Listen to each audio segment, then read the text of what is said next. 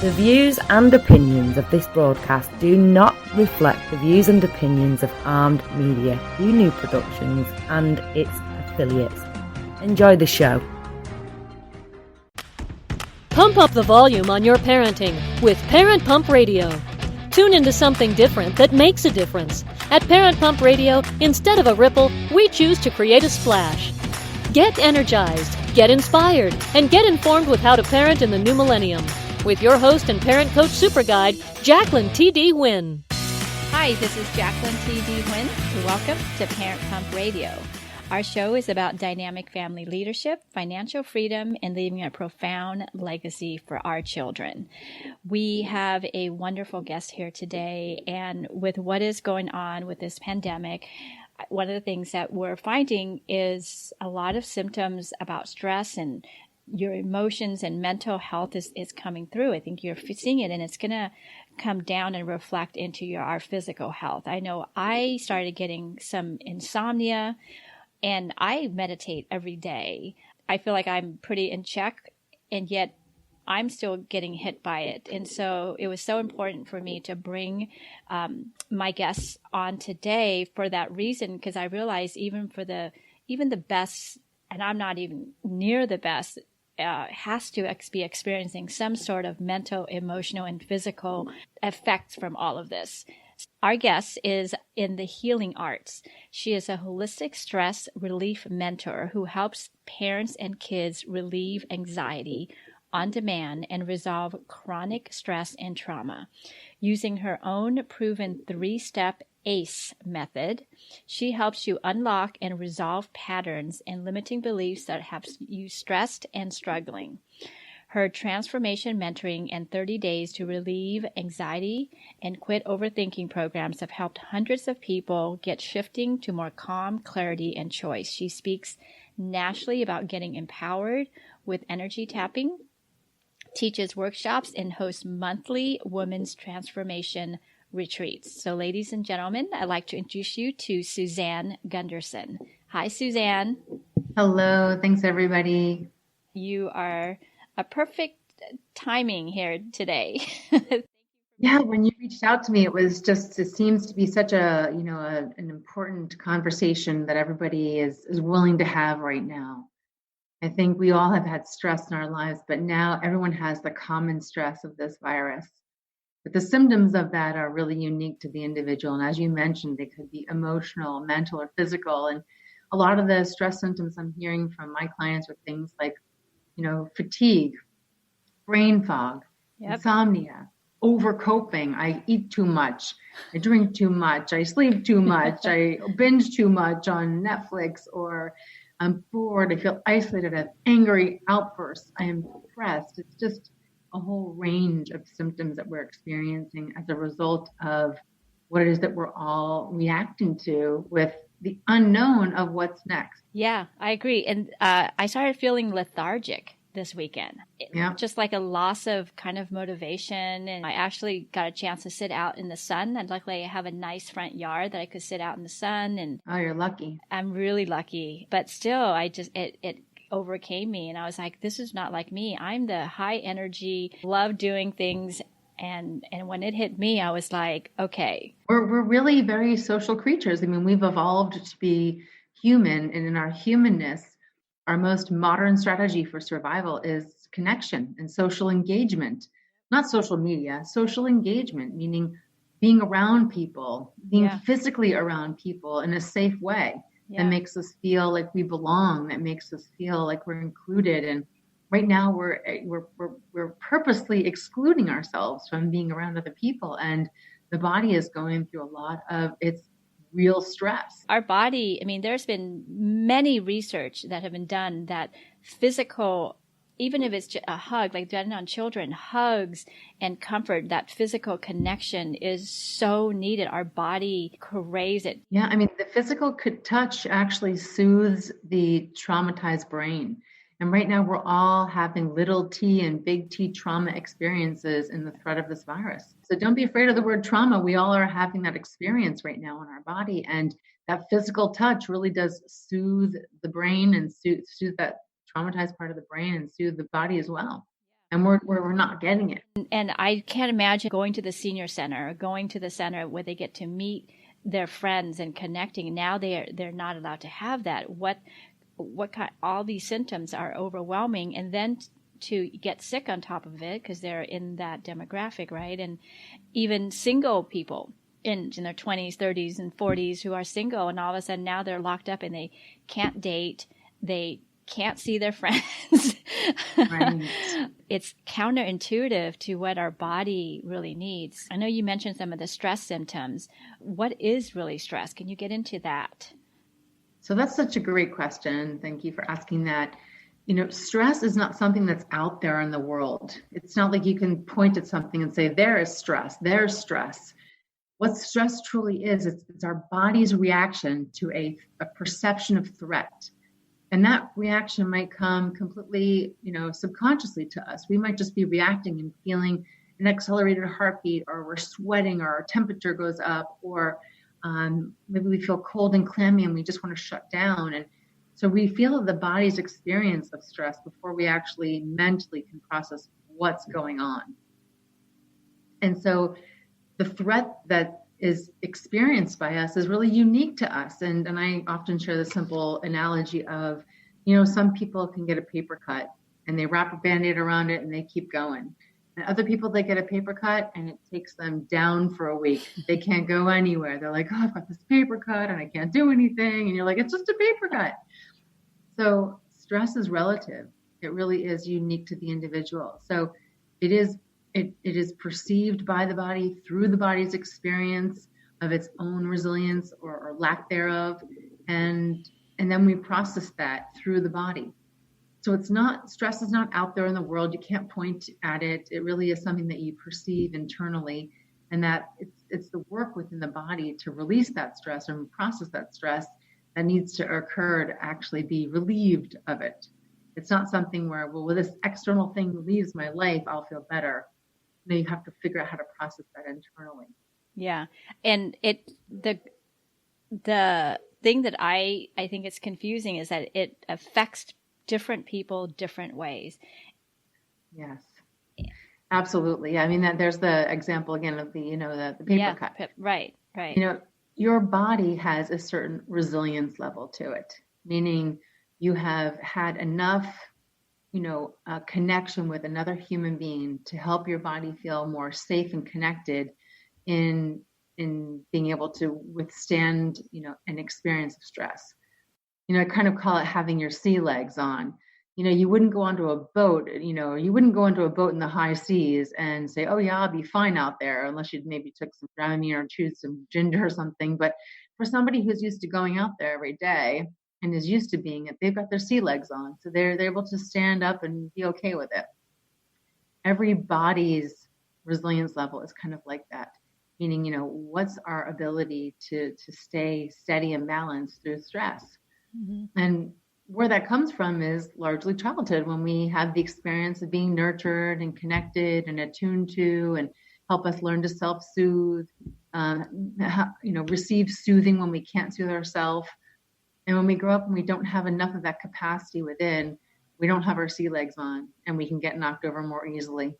And no judgment, no shame. It is what it is. But, know your level of resilience and don't go put yourself, in a situation where you're going to get knocked over if you don't have the support that you need, if you're not going to be able to stand up.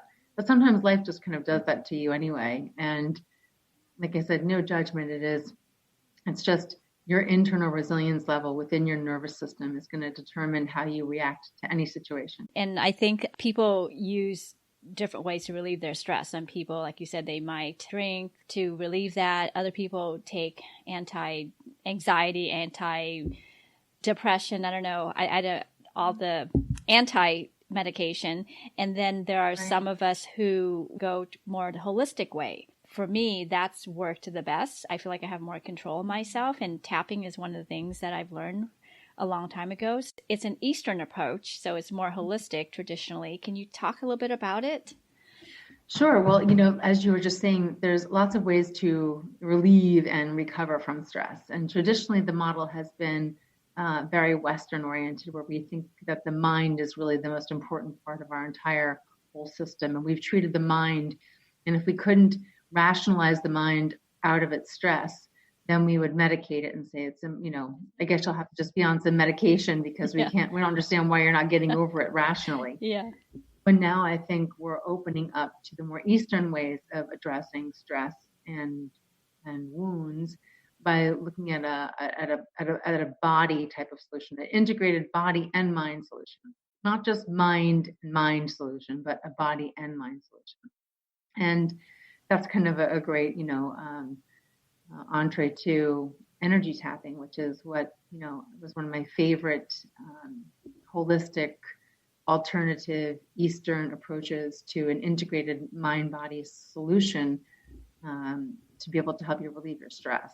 Yeah, and you don't need anything. No, you just need your fingers. And sometimes you don't even need that. You can just do it in your mind. Yeah. Anybody, and you can teach your kids to do it, and you can do it. Oh, yeah. And you mean great. Kids are just so easy because they, in that window of age where they have a real openness to new beliefs and new ideas, they can take that creativity and run. So I just tell them they have magic fingers, and that these magic fingers can tap on certain points of the body and make them feel a lot better. There's a lot of people who don't know what tap. It's called emotional freedom technique for those of you who haven't heard of it. And tapping is an easier way of saying it, right? Because you're literally just using your fingers and tapping on meridian points on your face and parts of your body. And those meridian points are so crucial. Tell us them a little bit about it. Let me give you a basics on what is tapping. Okay. So as you were sharing, tapping is a self-use acupressure technique where you literally use your fingertips to tap on energy points of the body. And when you're doing that, you're calming the mind and you're relaxing the body. At the same time, you're circulating that energy in the body. That way it doesn't get stuck anywhere. It doesn't get stuck physically. It doesn't get stuck emotionally. It doesn't get stuck mentally. And so how does it work? I call it the 3 M's of tapping. So tapping is rooted in Chinese medicine as one. And the Chinese medicine is really about there being an energy body. So tapping helps to regulate the intensity and the pace of that energy body to be at a pace that personally works for you.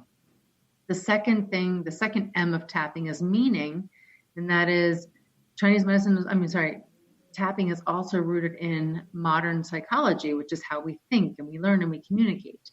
And so tapping helps us to detach from that specific focus or the point of view or the story that's keeping us, connected to that specific meaning that we've given it that we keep tripping over.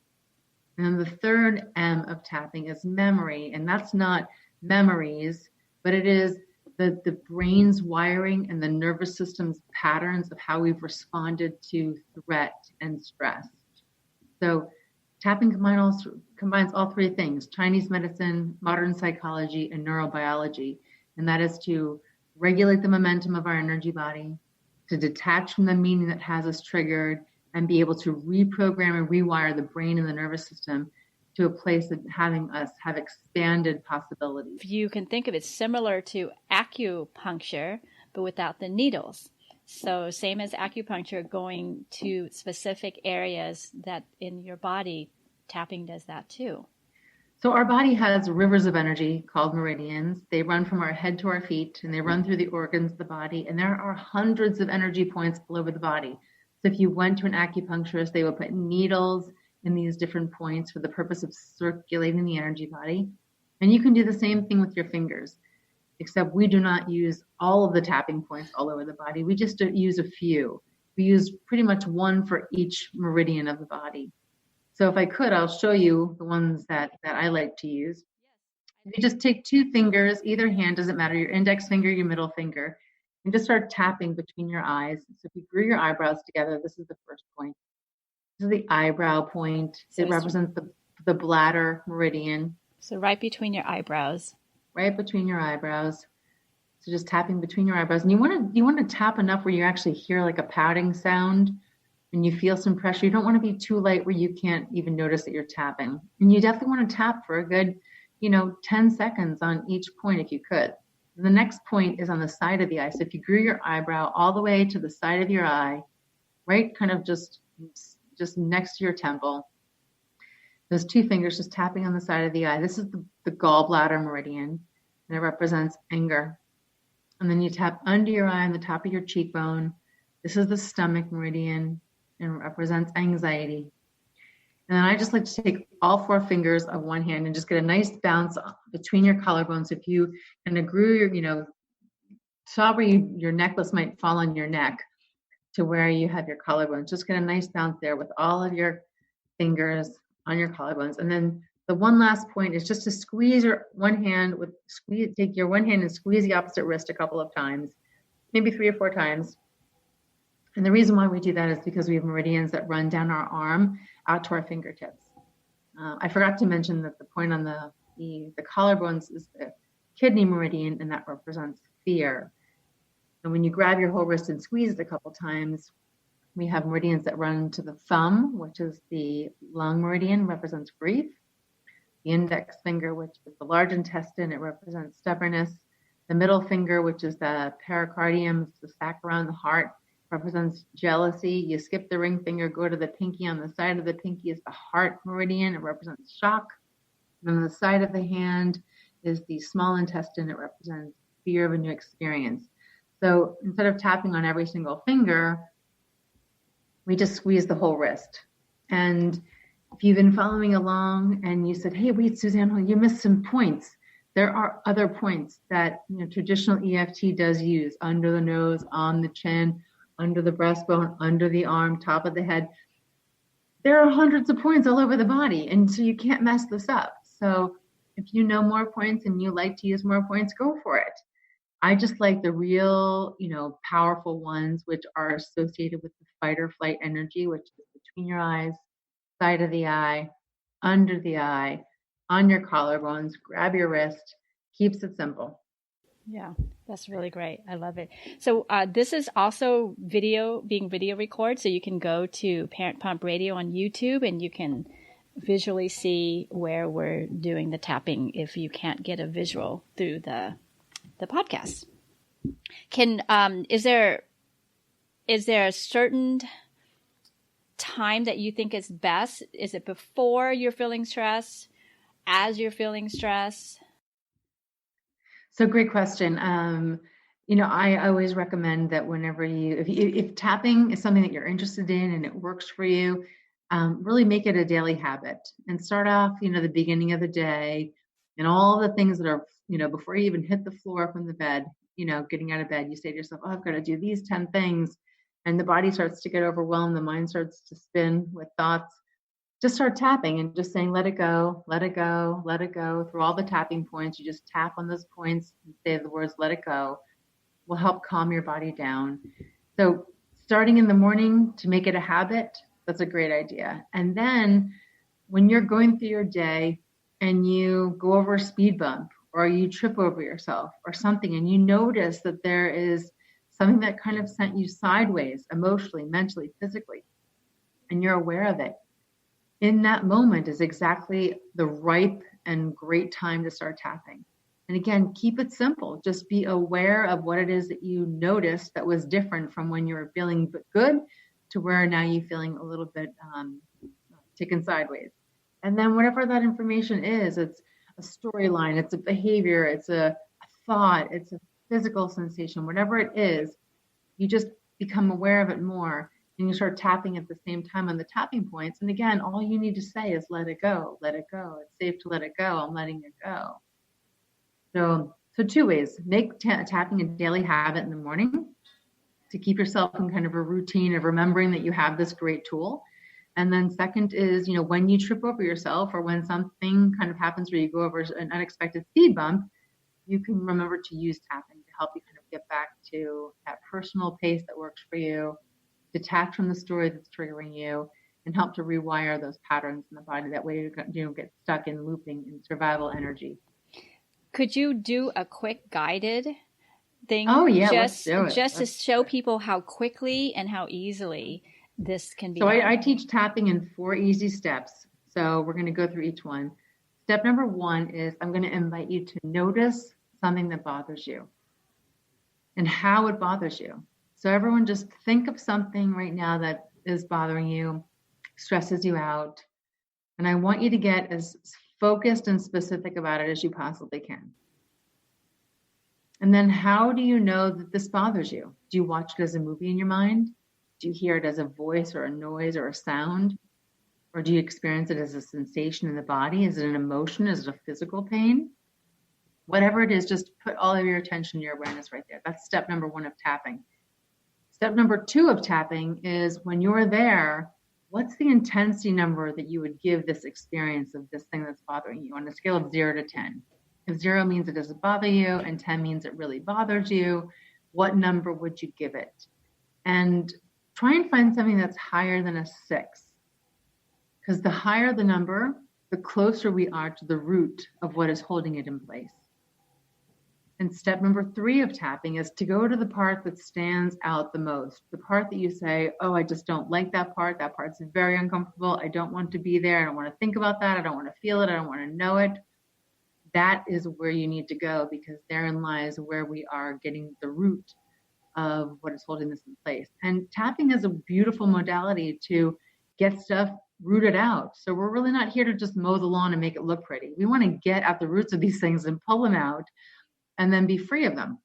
And then step number 4 is to tap while you're there. So if you remember, step 1 is to find something that bothers you, notice how it bothers you. Step 2, give it an intensity number on a scale of 0 to 10. Step number 3, focus on the worst part of it, the part that stands out, the most uncomfortable part of it. And step number 4 is we're going to tap at the same time. So if everyone has something, it's higher than a 6. Yes. Wonderful. Then just take your 2 fingers and start tapping between your eyes. The first point is between the eyes. Repeat out loud after me and say, this thing that bothers me. This thing that bothers me. It really bothers me. It really bothers me. It stresses me out. It stresses me out. To think of it. To think of it. To see it. To see it. To hear it. To hear it. To feel it. To feel it. And tap on the side of the eye. This thing that bothers me. This thing that bothers me. How I know it bothers me. How I know it bothers me. Why it bothers me. Why it bothers me. When it happened. When it happened. Everyone that was involved. Everyone that was involved. How I experienced this. How I experienced this. And then tap under your eye. This thing that bothers me. This thing that bothers me. It really bothers me. It really bothers me. I know it so well. I know it so well. I've become an expert at it. I've become an expert at it. Everyone that's involved. Everyone that's involved. What they did. What they did. What they didn't do. What they didn't do. What they said. What they said. What they didn't say. What they didn't say. What I didn't do. What I didn't do. What I didn't say. What I didn't say. Every emotional aspect. Every emotional aspect. I'm willing right now to let it go. I am willing to right now to let it go. And then tap on your collarbones. It's safe to let it go. It's safe to let it go. I let it go. I let it go. From every cell of my body. From every cell of my body. Releasing the patterns of survival. Releasing the pattern of survival. Detaching from this specific focus. Detaching from this specific focus. Calming my mind and body down now. Calming my mind and body now. And then grab your wrist and squeeze it around a couple times and just take a nice easy breath and then blow it out. And say the word clear. Clear. Then I invite you to go think of something in your mind that feels really good. Maybe it's a nice hot shower. Maybe it was your favorite vacation. Maybe it's planning your next vacation. Something that you really enjoy. Maybe it's just sitting outside with your face and the sun coming down on your face, and it just feels really nice. And just feel really good. And while you're there, try and make that a 10 on a scale of 0 to 10. And when you're there at about an 8 or a 9 or a 10, just start tapping between your eyes again. Repeat out loud after me and say, this is who I truly am. This is who I truly am. Naturally and easily. Naturally and easily. And tap on the side of the eye. This wonderful feeling. This wonderful feeling. Is inside of me. Is inside of me. I create it. I create it. Like I create all things. Like I create all things. And then tap under your eye. This wonderful feeling. This wonderful feeling. All mine. All mine. Can have it anytime I want. I can have any time I want. Tap on your collarbone and it feels so good. It feels so good. And it's all mine. And it's all mine. And then grab your wrist and squeeze it around. Take a nice breath, blow it out, say the word peace. Peace. Then I invite you to go back to the thing that you said was bothering you before, that you were bringing up. And notice now, what's the intensity number of that on a scale of 0 to 10? Is the number different? Did it go lower? Is it even there anymore? And so you compare, what was your first number? Maybe your first number was a 10 and now it's a 7. Maybe it was an 8 and now it's a 4. So if there's still some left, then you still have some momentum. You still have some meaning. You still have some wiring in the body that needs to shift. And so you'd go back and do yet another round, except you'd focus on that information that comes up and said, oh, you know what? All the rest of it's okay, but just this one part now really, really gets me. So you really put your focus on exactly what that root is. And that's the process of tapping, is just you start off at the 10,000 foot level until you're in the dirt and you're pulling out the weed. There you go. So how can people get in touch with you? Awesome. So I have a website called transformedconnections.com. I have a free Facebook group called the Empowered Tapping Revolution. Also my Facebook page and Instagram are also Transformed Connections. And I offer a free 30-minute tapping experience with me.